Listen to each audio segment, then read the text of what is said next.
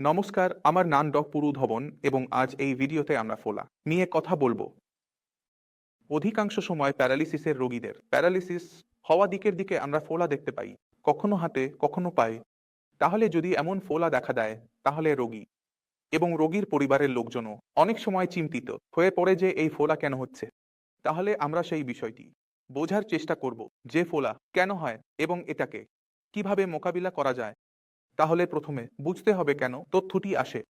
তাহলে যদি আমরা আমাদের শরীরের দিকে তাকাই তাহলে আমাদের শরীরে আমাদের যে হার্ট আছে, আমাদের যে হৃদয় আছে, তা পুরো শরীরের মধ্যে রক্তকে পাম্প করে।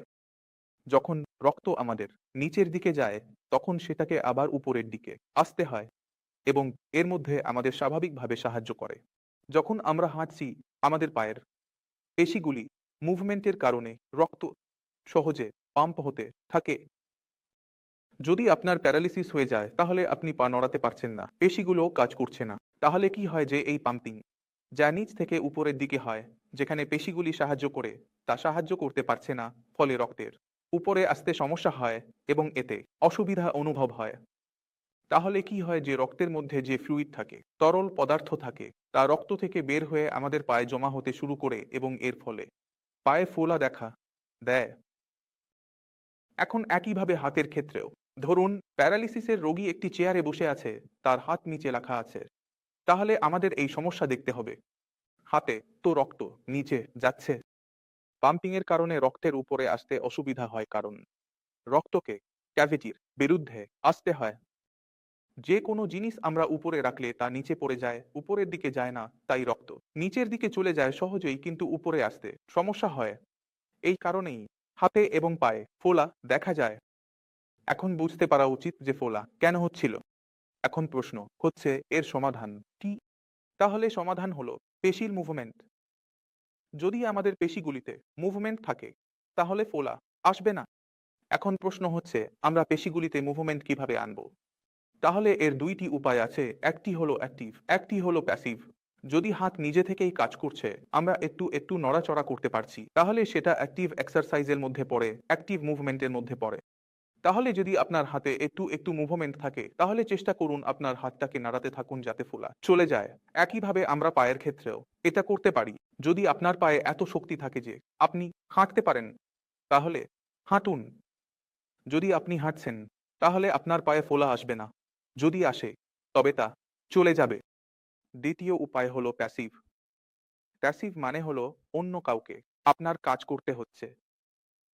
তাহলে একটি উপায় হলো, যদি আপনি খেয়াল করেন তাহলে আপনার হাত পায়ে উপরে উপরে নীল নীল লাইনগুলো দেখতে পাবেন।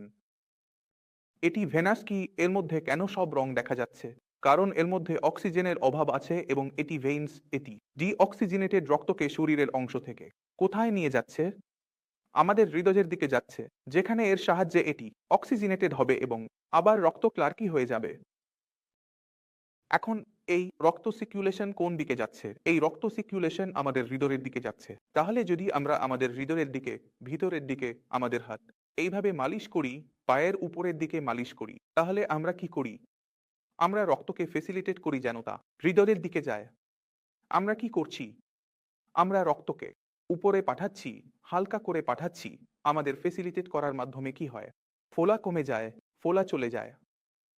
এবং আমাদের কি খেয়াল রাখতে হয়? আমাদের হাত পা নড়াতে থাকতে হবে, চলাতে থাকতে হবে যাতে পেশিগুলি নড়ে এবং তাদের মধ্যে যে আর্টারিজগুলো আছে সেগুলোর উপর চাপ পড়ে এবং রক্তের সার্কুলেশন সঠিকভাবে চলে। এখন কিছু রোগী এমন আছেন যাদের মালিশ করতে ভয় লাগে, কখনো ডাক্তার বলেন যে মালিশ করাবেন না, এতে এটা হবে ওটা হবে। তাদের জন্য আমাদের কাছে সমাধান আছে। আপনাকে মালিশ করতে হবে না। আপনি কি করতে পারেন? আপনি প্যাসিভ এক্সারসাইজ করতে পারেন। প্যাসিভ এক্সারসাইজের মানে কি? মানে হলো আমাদের মুভমেন্ট করতে হবে, কিন্তু এখানে মুভমেন্ট নেই। তাহলে আমরা কি করব? অন্য হাত নেব এবং এই মুভমেন্ট শুরু করে দেব। তাহলে এটা প্যাসিভ এক্সারসাইজের মধ্যে পড়ে। অথবা আপনি অন্য কাউকে বলছেন যে আপনি আমার এই এক্সারসাইজ, যে কোনো এক্সারসাইজ সাধারণ পেশির জন্য করিয়ে দিন। এতে কি হবে? সঞ্চালন ভালো থাকবে।